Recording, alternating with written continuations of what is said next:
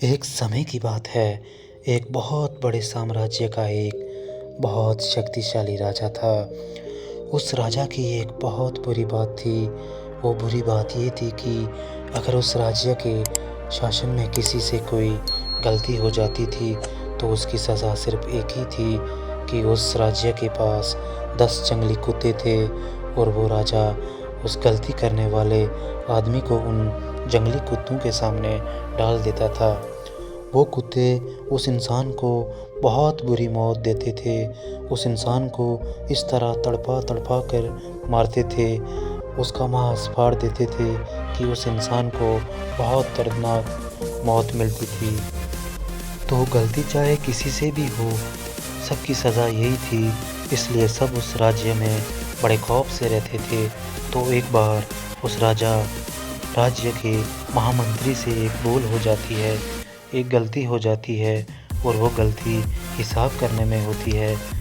अब वो महामंत्री राजा से माफ़ी भी मांगते हैं कि मैं इतने सालों से काम कर रहा हूँ, मुझसे हिसाब में कुछ गलती हो गई, मुझे माफ़ कर दीजिए। परंतु राजा बोलते हैं कि महामंत्री जी, आपको तो पता ही है कि हमारे राज्य में गलती की सिर्फ़ एक ही सज़ा है और वो सज़ा आपको भी मिलेगी। आप कुछ अलग नहीं हैं। अगर मैंने आपको छोड़ दिया तो प्रजा में बड़ा गलत संदेश जाएगा, इसलिए मैं आपको नहीं छोड़ सकता।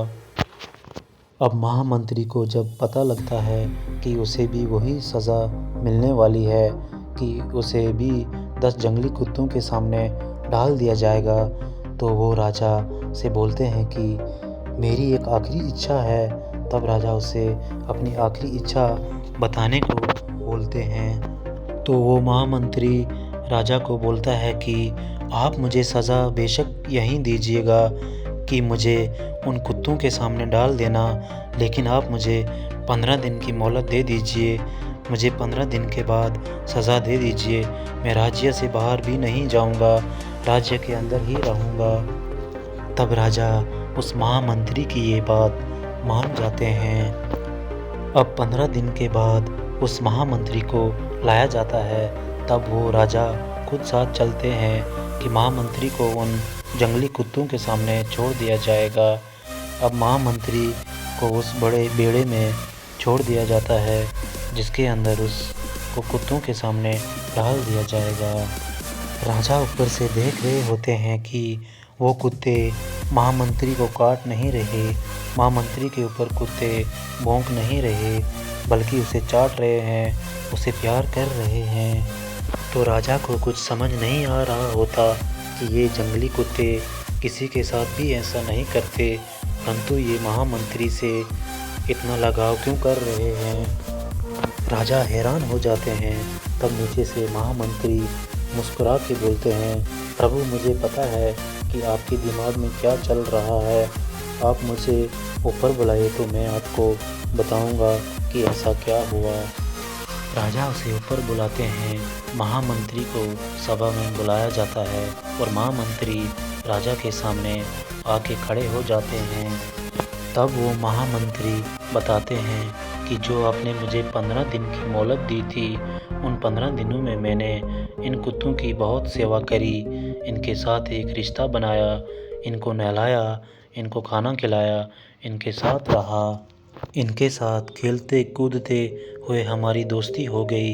इसलिए अब ये कुत्ते मुझसे नुकसान नहीं पहुंचाएंगे, ये अब मुझसे प्रेम करते हैं। राजा कहते हैं, लेकिन मेरे वचन का क्या होगा। तब महामंत्री बोलते हैं कि आपका वचन था कि आप इन कुत्तों के सामने डालेंगे और आपने मुझे कुत्तों के सामने डाला भी है।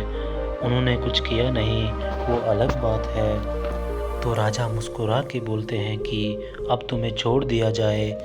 महामंत्री बोलते हैं कि महाराज, मैं एक बात और आपको बोलना चाहता हूँ।